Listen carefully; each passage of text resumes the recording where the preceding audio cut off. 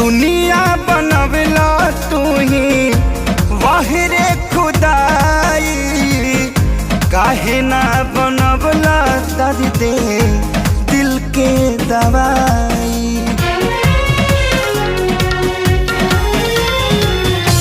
दुनिया बनवला तू ही वाहिरे खुदाई, काहे ना बनवला दर्द दिल के दवाई। सपना रहल अधूरा सोचल भइल न पूरा, गुजरीले दुख के दौर से बस ये तने कदाए राम जी, दिल लगे नया बुके हुआर से।